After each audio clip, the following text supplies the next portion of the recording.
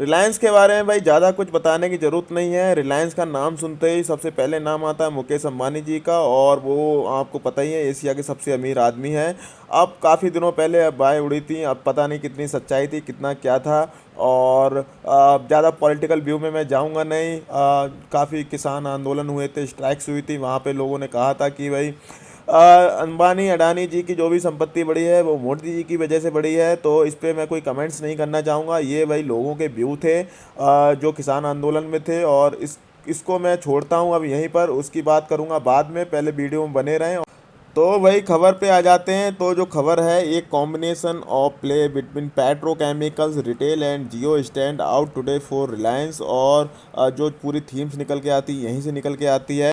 तो जो भाई आज की रैली थी वो सरप्राइजिंग थी, और क्या ट्रिगर थे वो मैं बात कर लेता हूँ। और इससे पहले पिछले क्वार्टर, लास्ट क्वार्टर से रिलायंस अंडर परफॉर्म कर रहा है। निफ्टी वहाँ से उस क्वार्टर से अब तक 700-800 पॉइंट अप है, लेकिन रिलायंस वहीं पर कंसोलिडेट कर रहा था, जबकि उसका सबसे हाईएस्ट वेटेज है निफ्टी में।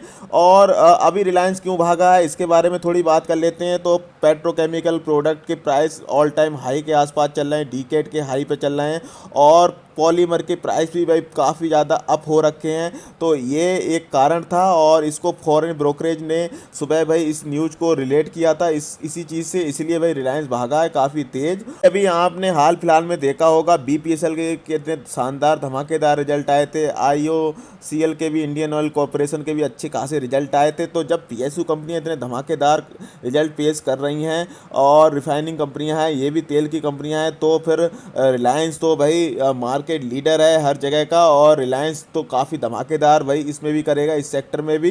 तो इसकी वजह से भाई अब इनको पहले से ही पता होता है, जो बड़े बड़े इन्वेस्टर होते हैं, बड़े बड़े ब्रोकर्स होते हैं, इनको न्यूज़ पहले से ही जानकारी लग जाती है कि भाई इसमें ऐसा होने वाला है। बाकी रिटेल को तो भाई जब तक समझ पाता है तब तक तो स्टॉक 7% भाग गया होता है, उसके बाद ही इसको समझ में आता है।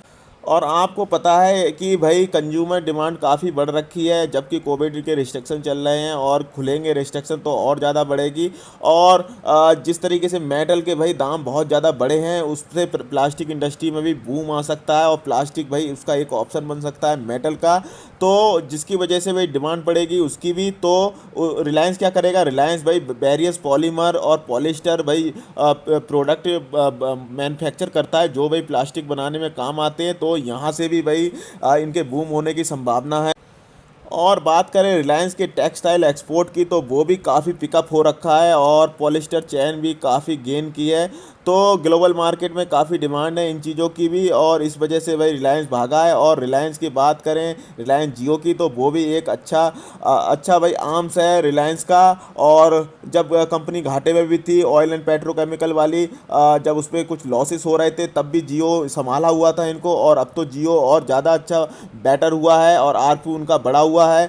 और आपको पता है 4G से भाई 5G भी सबसे पहले मुझे लगता है अंबानी जी की आएगी, तो भाई वहाँ भी ये अच्छा करेंगे। बेशक इनका कंपटीशन है एयरटेल से, लेकिन मुझे लगता है एयरटेल कंपटीशन देगा, पर जो बेस्ट रहेगा, जो नंबर 1 पे रहेगा, वो जियो ही रहेगा। तो इतने सारे एस्पेक्ट थे जिसकी वजह से भाई रिलायंस रॉकेट हो गया है, और मुझे लगता है अब आने वाले दिनों में रिलायंस रॉकेट ही रहेगा। और जिस तरीके से पिछली बार कोविड की जो कंडीशन आई थी, उसके बाद रिलायंस 900 रुपये से 2000-2300 चला गया था, और मुझे लगता है अब यहाँ से बूम करेगा तो फिर पकड़ना हो जाएगा मुश्किल।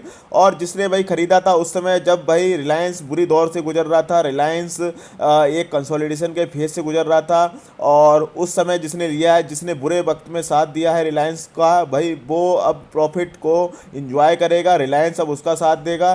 तो यही होता है भाई, आप किसी अच्छे multibagger blue chip share का साथ देंगे उसके बुरे वक्त में, तो भाई वो भी जब भागेगा तो आपको प्रॉफिट को इंजॉय कराएगा। और सेम इसमें हुआ है। अब सीधे लेके चलता हूँ चार्ट पर। मैंने काफ़ी पहले कितनी बार बता दिया, और इसने भी कितनी बार मौके दे दिए हैं 1900 के आसपास। मैंने कहा 1900 पे खरीद लो, 1920 पे खरीद लो, 1950 के पास भी मैंने बताया, मैंने कई बार बताया। मैंने कहा 1900 भाई, 1900 के आसपास 2000 से नीचे मुझे वैल्यू दिखती है, आप धीरे धीरे करके स्टार्ट कर दो खरीदना। कई मौके दे दिए इसने खरीदने के, और लोग तो परेशान हो गए, बोला सर कब रिलायंस भागेगा, और ये भाग ही नहीं रहा है भाई, पिछले कई दिनों से वहीं पड़ा हुआ है। तो आज ये भागा है, है और रॉकेट हुआ है, और मुझे लगता है कि आने वाले टाइम में रिलायंस रॉकेट ही रहेगा। और हो सकता है भाई मौका ना दे अब खरीदने का ज़्यादा ये, तो अब मैं तो भाई प्रॉफिट जिन्होंने ले रखा है प्रॉफिट को एंजॉय करें। नई एंट्री वाले भाई ले तो अपने रिस्क पे लें, मैं तो भाई रिकमेंड करूंगा नहीं भाई। मैंने बहुत ही नीचे के प्राइस में खरीद रखा है 1900-1850 के आसपास। और अगर भाई आपको मोमेंटम चेस करना है, जैसा कि मैं करता नहीं हूँ मोमेंटम चेस, तो आप कर सकते हैं। बाकी मैं मोमेंटम चेस में बिलीव नहीं करता। मैं सपोर्ट पर जब स्टॉक होता है तब उसको खरीदता हूँ, उसके बाद कोई अच्छी न्यूज आए, चाहे कुछ भी हो, चाहे उसके क्वार्टर के रिजल्ट अच्छे आए और स्टॉक भागेगा, तो भाई प्रॉफिट को एंजॉय करता हूँ उसके साथ में। और जब बुरा वक्त चल रहा होता है तब उसके साथ रहता हूँ मैं स्टॉक के, और जब अच्छा वक्त आता है तो प्रॉफिट को एंजॉय करता हूँ। और आरएसआई आप देख सकते हो 68 की हो गई, तो काफ़ी ज़्यादा स्ट्रांग हो गई आरएसआई। और यहाँ भी भाई सेल सिग्नल बनने वाला था लेकिन बाई सिग्नल बन गया है। तो भाई अब प्रॉफिट को एंजॉय करें जिसके पास है, और जिसके पास नहीं है तो वेट करें आगे भाई, ठंडा थोड़ी न्यूज़ ठंडी होगी और थोड़ा बहुत कंसोलिडेशन होगा, तब इसको देखेंगे दोबारा किस प्राइस पे खरीदना है। और बाकी भाई वीडियो को लाइक